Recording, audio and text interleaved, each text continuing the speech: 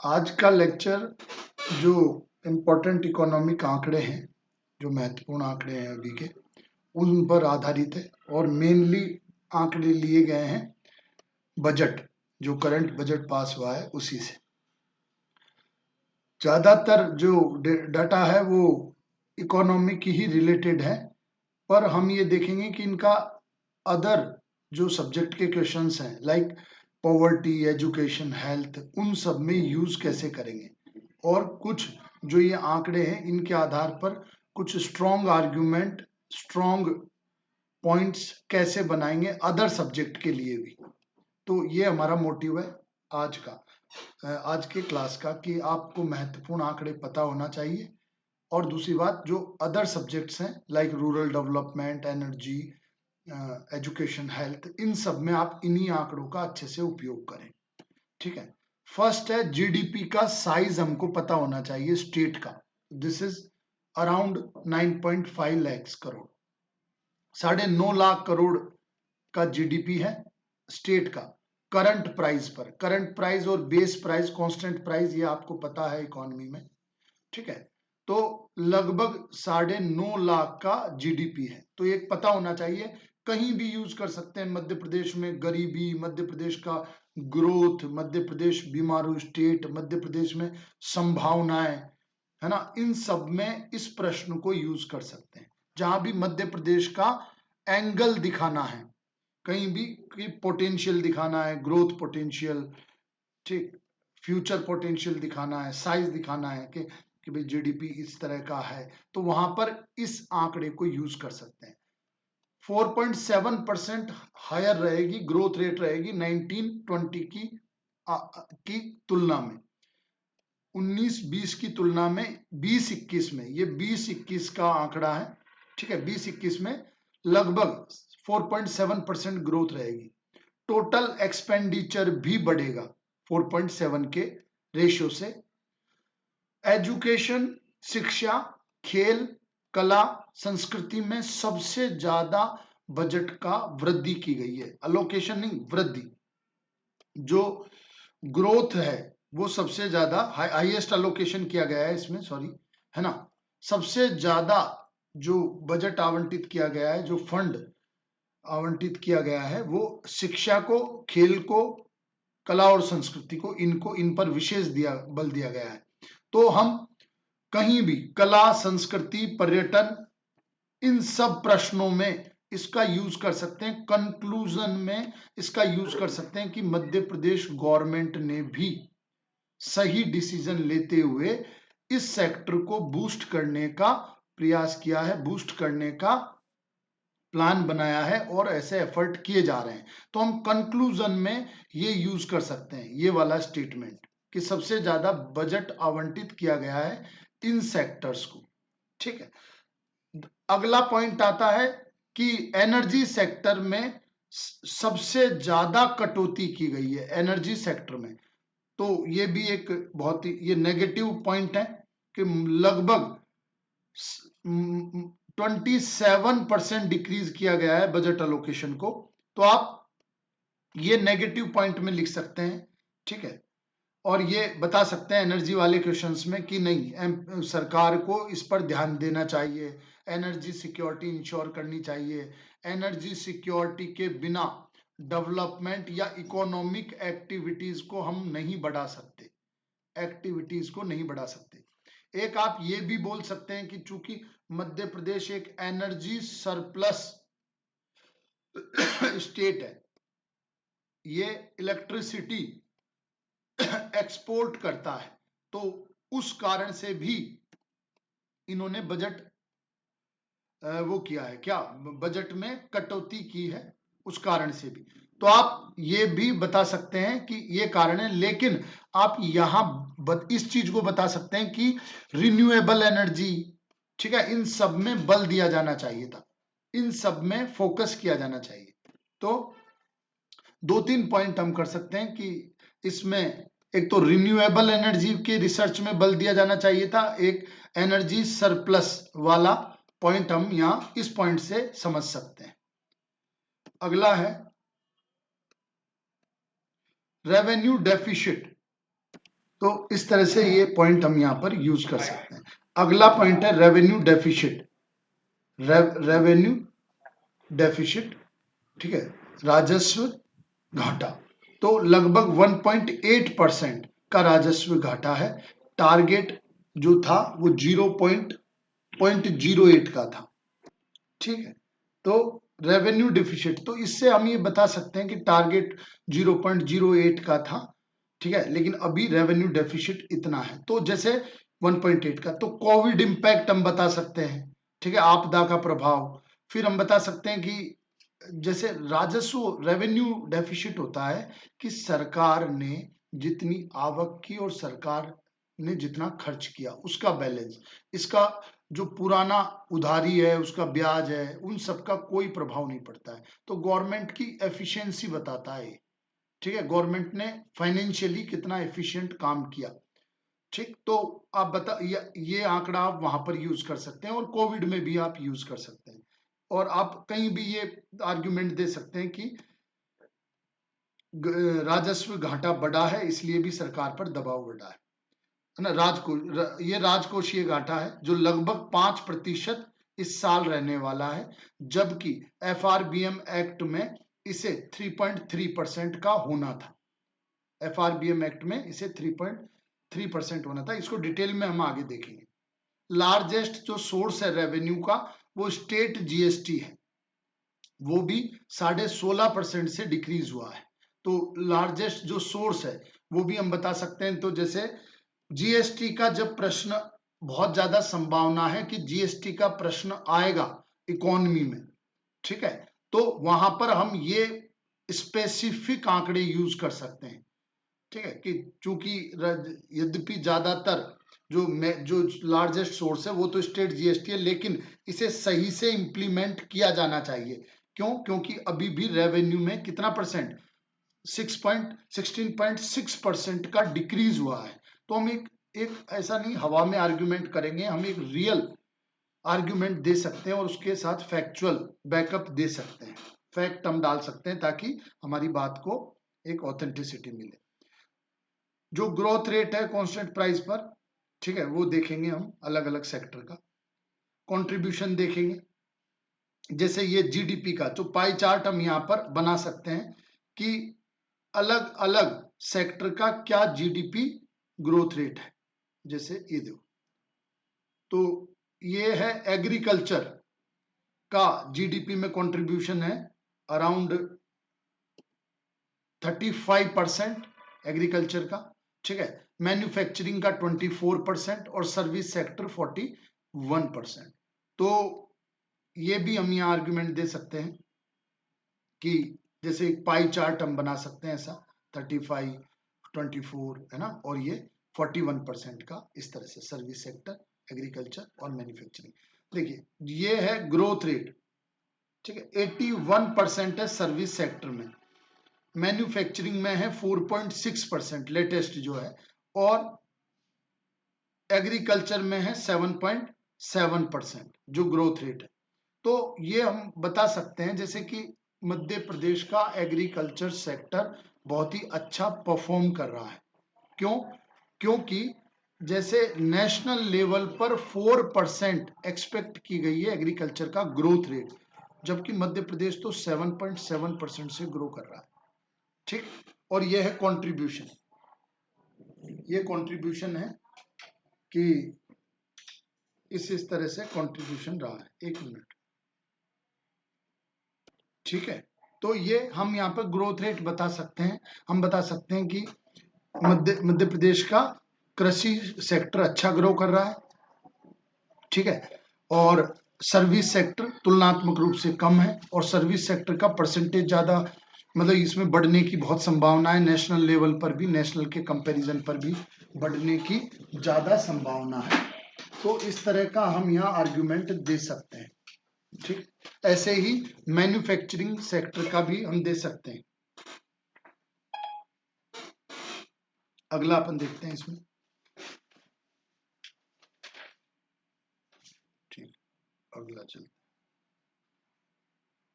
Per capita income, अगला factor है per capita income Madhya Pradesh का, तो लगभग 1,09,000 रुपए, ठीक है, करंट प्राइस पर है और 10% की दर से बढ़ने की संभावना है कि 10% की रेट से बढ़ सकती है। तो ये हम बोलेंगे कि अब जैसे बीमारू स्टेट में नहीं है, ठीक है, बीमारू राज्य के स्टेटस में नहीं है, क्योंकि लगभग भारत के एवरेज के बराबर है ना, करंट, और 10% की तो ग्रोथ रेट सही हो रहा है। तो यहाँ पर हम बोल सकते हैं, आर्ग्यूमेंट दे सकते हैं कि डिस्ट्रीब्यूशन ऑफ रिसोर्सेज इंपॉर्टेंट है, डिस्ट्रीब्यूशन ऑफ रिसोर्सेज की समता मूलक सभी तक इसका लाभ पहुंचे ताकि आय समता आए, ठीक है। अब ये एवरेज 1,09,000 रुपए है पर कैपिटा इनकम, लेकिन इसमें वेरिएशन बहुत होगा, वेरिएशन होगा 2-3 हजार से लेकर और पर मंथ 15 से 20 लाख,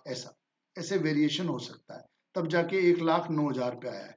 तो इस वेरिएशन को, इस हाईएस्ट और लोएस्ट डिफरेंस को कम करना है, एवरेज इनकम लोगों की इसके आसपास लानी है, ठीक है, ये ऐसा आर्गुमेंट अपन दे सकते हैं। अगला अपन देखते हैं अनएम्प्लॉयमेंट रेट, तो 3.5% 18-19 में था 3.5%, और जब सेंटर का था, देश का था 5.8%। तो बेरोजगारी में मध्य प्रदेश सही काम कर रहा था इस आंकड़े के अनुसार। और आंकड़ा क्या था, the periodic labour force survey, the periodic labour force survey का ये डाटा है, आंकड़ा है, ठीक। तो इस तरह से ये हम देख सकते हैं कि अनएम्प्लॉयमेंट में अच्छा कंट्रोल है, था पहले, अब चूंकि ड्यूरिंग द कोविड पीरियड तो सबका ही बढ़ा है, ठीक। तो वो हम अभी कोविड का, वो कल जो ग्राफ आपको दिखाया था फिर अचानक 24% के आसपास चला गया था, तो वो अभी हम कंसिडर नहीं करेंगे, वो कोविड में ही करेंगे। ये क्या इंपॉर्टेंट आंकड़े हैं, तो टोटल एक्सपेंडिचर 4.2% बढ़ा है, टोटल जो आय है उधारी के अलावा, क्योंकि उधारी तो आय पर निर्भर, आय में इंक्लूड नहीं होती है, तो टोटल जो आय है वो 17.5% कम हुई है, 17.6% कम हुई है। और लगभग आय देखो, जहां हमारी जीडीपी का साइज लगभग 9 लाख है, 9.5 लाख, वहीं देखो आय सिर्फ 1.2 लाख, 1.2 लाख एनुअली, तो 9.5 लाख का जो जीडीपी साइज है उसमें आय 1.2 है। तो इसको भी हम बढ़ा सकते हैं और ये आर्गुमेंट भी दे सकते हैं कि गवर्नमेंट को इफिशिएंटली काम करना चाहिए। आय रिसिप्ट कब बढ़ेगी, करप्शन कम होगा, रिसोर्सेज की सही आवंटन करेंगे, रिसोर्सेज को सही डिस्ट्रीब्यूट करेंगे, इस तरह का, तब जाके सही से रेवेन्यू होगा जब अपन मैक्सिमाइज कर पाएंगे। बोरोविंग लगभग 63,500 करोड़ के आसपास उधारी है, ठीक है। तो इस तरह से उधारी का मात्रा है और उधारी हम करते हैं, उसका लेवल। कैपिटल एक्सपेंडिचर देखो, कैपिटल एक्सपेंडिचर पूंजीगत व्यय, यह है जो हमारी परिसंपत्तियां बनती है, जो हमारी लाइबिलिटी क्रिएट होती है, रिड्यूस होती है, जो लाइबिलिटी रिड्यूस होती है वो, तो लगभग 29,000 करोड़ की कैपिटल पूंजीगत है। रेवेन्यू एक्सपेंडिचर, ये सिर्फ इसलिए बताया गया कि कैपिटल और रेवेन्यू में आप कंपैरिजन कर सको। कैपिटल एक्सपेंडिचर सही माना जाता है, यह फ्यूचरिस्टिक माना जाता है, दूरदर्शी माना जाता है, जबकि राजस्व जो ये है, घाटा, ये खर्चा है, राजस्व वे है, ये अनुत्पादक माना जाता है, अनप्रोडक्टिव माना जाता है, उत्पादक नहीं माना जाता, ये उत्पादक माना जाता है। तो सैलरीज, पेंशन, इंटरेस्ट, इन सब में तो देखो आप कई गुना है, 1.54, ठीक है, लाख, और ये सिर्फ 29,000, तो कई गुना है ना। तो जबकि ये एक्सपेंडिचर ज्यादा होना चाहिए ताकि फ्यूचर अच्छा रहे, फ्यूचर में डेवलपमेंट तेजी से जाए, सभी का विकास हो सके। अब इसमें भी आप देखें, सैलरीज का कंट्रीब्यूशन है 14%, पेंशन का है 11% और 7%, पर इसको भी हम इस तरह से अनुत्पादक नहीं मान सकते। क्यों? क्योंकि जैसे जो रंग राजन कमेटी था, जिसमें प्लान्ड और नॉन प्लान्ड एक्सपेंडिचर को के भेद को समाप्त करने के लिए कहा गया था, नियोजित और गैर नियोजित खर्च, तो क्या होता था कि नियोजित को सही मानते थे, गैर नियोजित को सही नहीं मानते थे। तो ज्यादा हॉस्पिटल बनाए, ज्यादा स्कूल्स बनाई तो प्रशंसा होती थी सरकार की, लेकिन अगर उसमें टीचर नहीं है तो उस स्कूल का कोई मतलब नहीं है, उस हॉस्पिटल का कोई मतलब नहीं है, अगर डॉक्टर नहीं है तो फाइनल जो पर्पज है उस स्कूल या डॉक्टर, उस स्कूल या हॉस्पिटल का, वो फुलफिल नहीं हो पाएगा अगर आपने दोनों में बैलेंस नहीं किया। तो आज सैलरी का 14% जा रहा है रेवेन्यू का, लेकिन फिर भी अराउंड 50% के आसपास ही स्टाफ है, कर्मचारी है। हम लगभग आधे कर्मचारियों से काम कर रहे हैं, तो इफिशिएंटली गवर्नमेंट वर्क नहीं कर पाती। ठीक, तो ये सब आर्ग्यूमेंट्स यहां से हम दे सकते हैं। सेक्टर वाइज एक्सपेंडिचर, ये आप जब अलग अलग प्रश्न लिखोगे तब ये दे सकते हो ये आर्ग्यूमेंट्स, क्योंकि इन सब जो नीचे बताया जा रहा है इन पर प्रश्न आएगा ही आएगा। ये पूरा सिलेबस है, पूरा सिलेबस है ये हमारा एमपीपीएससी का। तो इसमें आएगा ही आएगा। एजुकेशन, स्पोर्ट्स, आर्ट, कल्चर 10% की वृद्धि हुई है, तो यहाँ पॉजिटिव साइन हम दे सकते हैं। ठीक है, ये 1000 करोड़ में याद रखने की कोई जरूरत नहीं है, कोई आवश्यकता नहीं है। ग्रामीण विकास में 9% का अलोकेशन प्लस किया है, ये बहुत ही पॉजिटिव है। ये थोड़ा सा दिक्कत वाला बात है कि water supply, urban development, sanitation, housing, इसमें नकारात्मक किया है, जबकि जल सुरक्षा बहुत बड़ा मुद्दा है, स्वच्छता के मानकों को बनाए रखना बहुत बड़ा मुद्दा है, हाउसिंग सबके लिए बहुत बड़ा मुद्दा है, क्योंकि 2022 तक सभी को घर उपलब्ध कराना है, तो ये बहुत बड़ा मुद्दा है। तो यहाँ नेगेटिव किया है, तो ये आप ध्यान रख सकते हो बजट अलोकेशन में। कम से कम आपको सिर्फ ये लाइन याद रखनी है, बस आपको सिर्फ ये लाइन ही याद रखनी है और कुछ याद नहीं रखना है। ठीक है, तो ये वाली टेबल आपको याद रखनी। ऐसे ही social welfare and nutrition development, इसमें सिर्फ 2% की ग्रोथ। तो हम ये देखेंगे कौन फोकस में है, कौन फोकस में नहीं है। तो सोशल वेलफेयर न्यूट्रिशन में सिर्फ 2% की, जबकि मध्य प्रदेश में कुपोषण गरीबी का बहुत ही भयावह स्थिति है। ठीक है, एजुकेशन में क्यों बढ़ा है, ये कोविड का आप देख सकते हो कि भाई डिजिटल टेली एजुकेशन ये लाना चाहते हैं, वो इंश्योर करना चाहते हैं, इसलिए ऐसा हो रहा है। ठीक है, एग्रीकल्चर अलाइड सेक्टर में नेगेटिव अलोकेशन है। तो ये जैसे न्यू फार्म बिल आया है ना, न्यू फार्म बिल के विरोध में आंदोलन हो रहे हैं, तो उसमें ऐसा नेगेटिव एलोकेशन करना तो एक चिंता का विषय हो सकता है। हेल्थ एंड फैमिली वेलफेयर में 6%, जो भी मतलब ये ठीक है, ग्रोथ ठीक है। एनर्जी सबसे मेन नेगेटिव, और जो हम बोल रहे थे कि इससे रिन्यूएबल एनर्जी और इन सबको धक्का लगेगा, तो ये हम यहाँ पर मुद्दा बोल सकते हैं। इरिगेशन और फ्लड कंट्रोल, तो इरिगेशन जरूर है ना, इरिगेशन इंपॉर्टेंट है, तो कृषि में भी घटाया है और सिंचाई में भी घटाया है। कारण ये बोल सकते हैं कि ऑलरेडी जैसे सरदार सरोवर, इंदिरा गांधी डैम, है ना, ये सब काफी विकसित हो चुके हैं, और चूंकि जैसा कि पता है कि एनर्जी और इसमें सरप्लस है, तो हो सकता है ये एक मुद्दा हो और अलग सेक्टर्स को फोकस करने का अभी एक उद्देश्य बनाया हो। देखो पुलिस में एक्सपेंडिचर 10%, लॉ एंड ऑर्डर में एक्सपेंडिचर, ठीक है। ट्रांसपोर्टेशन -13%, जबकि mega highway, food processing unit और ये सब, जैसे फूड प्रोसेसिंग का आप एग्रीकल्चर में बोल सकते थे यहाँ पर, ठीक है, उसको धक्का लगेगा। फिर ये जो डेवलपमेंट है, इकोनॉमिक एक्टिविटीज, उसको नेगेटिव साइन जाएगा। तो इस तरह का आप इसको यूज कर सकते हो इन फैक्ट्स को। देखो आगे अपन फैक्ट देखते हैं कि रेवेन्यू बैलेंस का। रेवेन्यू बैलेंस होता है रेवेन्यू एक्सपेंडिचर जो सरकार ने खर्चा किया है और जो राजस्व आय हुई है उसका, सरकार का प्रदर्शन टोटल। तो ये लगभग 17,000 करोड़, 17,500 करोड़ का घाटा है इसमें, ठीक है, जो जीडीपी का 1.8% है। ठीक है, अब ये जो इतना घाटा आएगा ये टोटल उधारी है, उधार सरकार को लेना पड़ेगा, तो लाइबिलिटी बढ़ेगी सरकार की, है ना। और उधार अगर कैपिटल एक्सपेंडिचर में लिया जा रहा है, मतलब उधार लेकर, और अगर हम कुछ अच्छा निवेश कर रहे हैं, रोड बना रहे हैं, ठीक है, डैम बना रहे हैं, है ना, और ऐसी चीजें बना रहे हैं जो फ्यूचर में जिससे हमको आय होगी, तो वेरी गुड। बट अगर हम रोज की आवश्यकताओं को पूरा करने के लिए उधार ले रहे हैं तो ये एक चिंता का विषय है। और ये रेवेन्यू एक्सपेंडिचर, रेवेन्यू डेफिसिट उसी को बताता है कि हम रोज की आवश्यकताओं को पूरा करने के लिए उधार ले रहे हैं। तो ये बहुत ही बड़ा नेगेटिव एस्पेक्ट है ना। इसमें कोई कैपिटल क्रिएट नहीं होगी।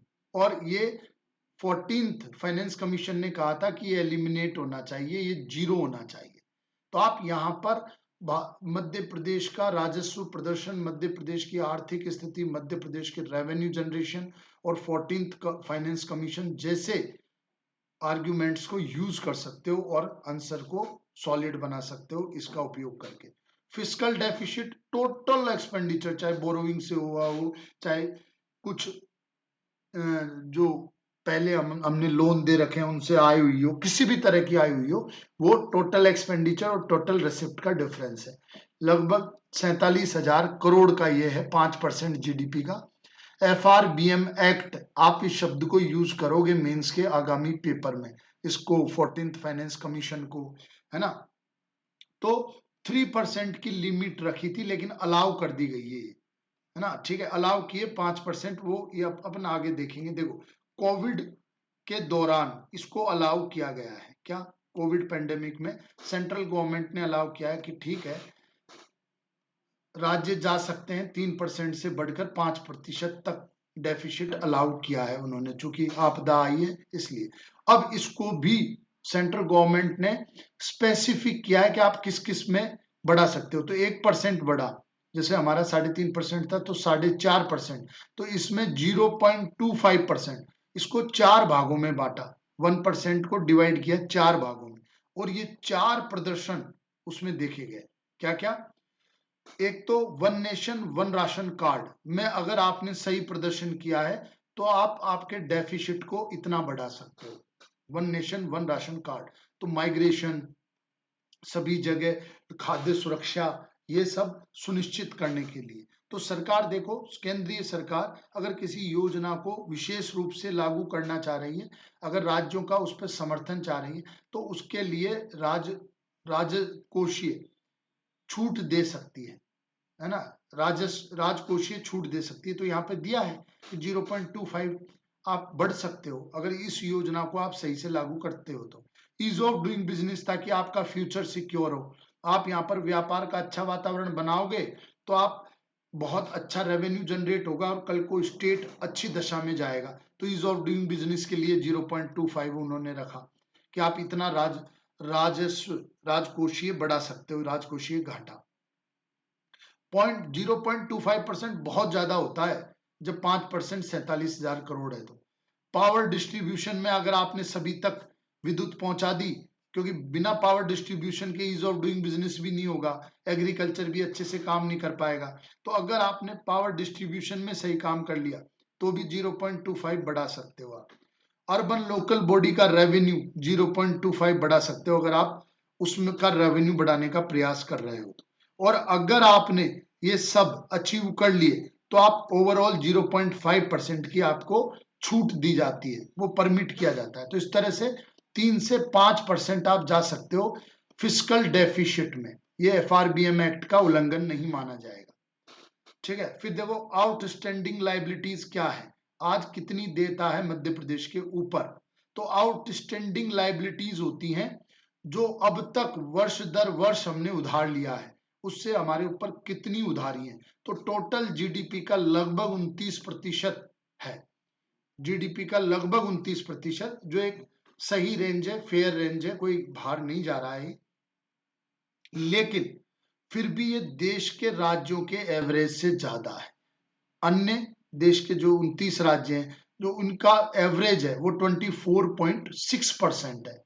यानी कि वो मध्य प्रदेश अन्य राज्यों से या एवरेज राज्यों से आय जनरेट करने में पिछड़ रहा है, आय जनरेट करने में पिछड़ रहा है। तो इनका उपयोग कहाँ करोगे आप? बहुत जगह कर सकते हो, सभी में, जहां भी मध्य प्रदेश की स्थिति आपको बतानी है। सिर्फ आर्थिक में नहीं, सिर्फ जैसे आपने जैसे खनन में प्रश्न लिखा, जैसे आपने पर्यटन में प्रश्न लिखा, जैसे आपने करप्शन में प्रश्न लिखा, तो आप ये बोल सकते हो कि यार राजस्व प्रदर्शन सुधार सकते हैं हम।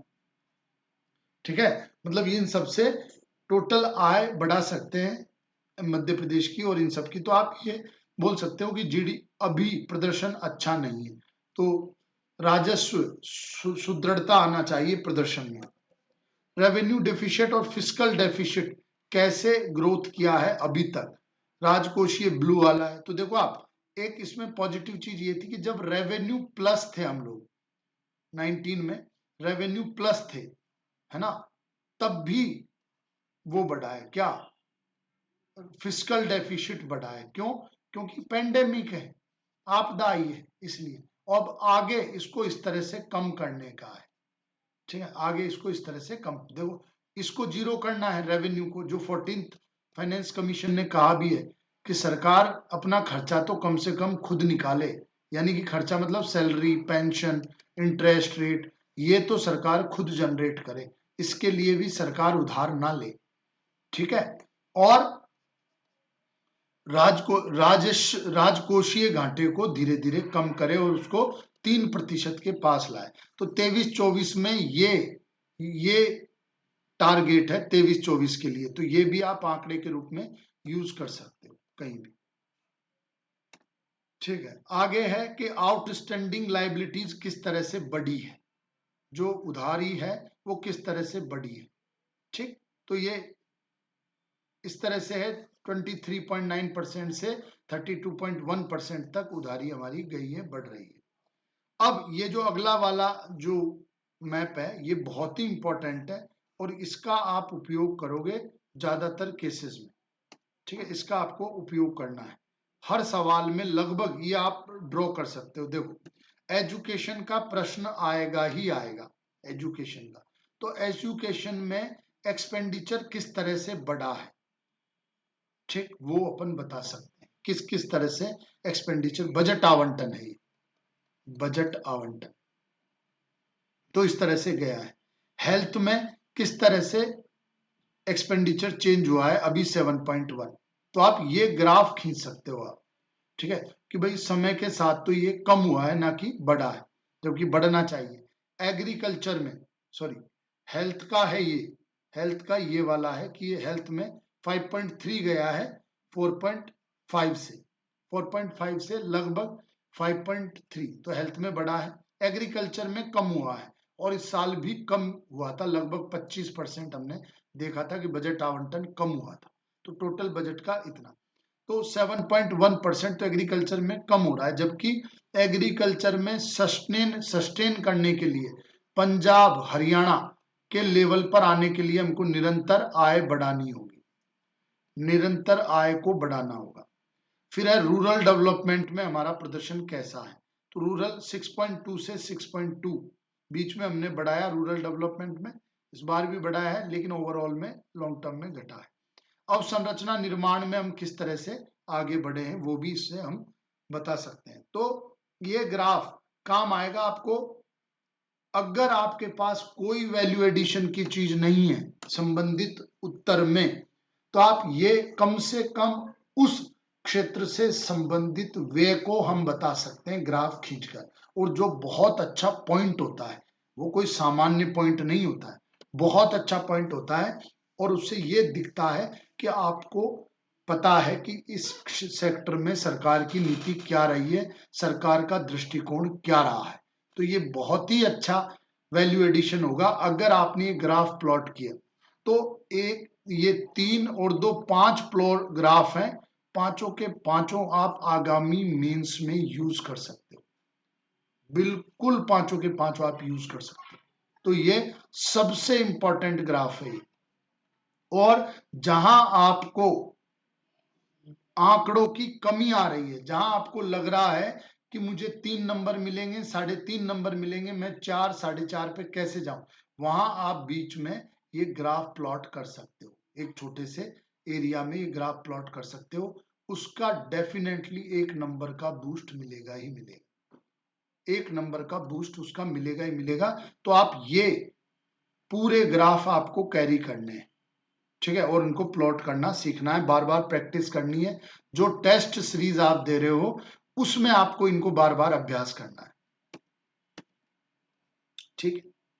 अगला है, ये एक कंपैरिजन है कि सेंटर से कितना मिला है, खुद स्टेट ने कितना लिया है बाय द सेंटर, सेंटर को मतलब टैक्सेस का और ये सब प्रतिशत। तो मध्य प्रदेश का प्रदर्शन यहाँ पर आप देख सकते हो, ठीक है, कि जो सेंट्रल टैक्स है उसमें 15वें वित्त आयोग ने 1% कम कर दिया था, 14th ने बढ़ाया था कोऑपरेटिव फेडरलिज्म के नाम पर, सहकारी संघवाद के नाम पर। तो इतना रेवेन्यू मिला है ना।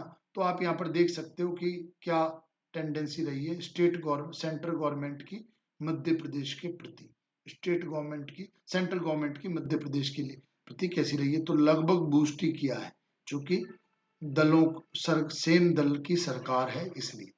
तो ये या जो भी है, जो भी रिक्वायरमेंट्स है मध्य प्रदेश को या इसको बूस्ट करने का है ना, उस तरह का आप यहाँ पर एक देख सकते हो। तो एक कंपैरिजन है अच्छे स्टेट्स का, जैसे पॉपुलेशन के हिसाब से उत्तर प्रदेश, तो वो आप देख सकते हो।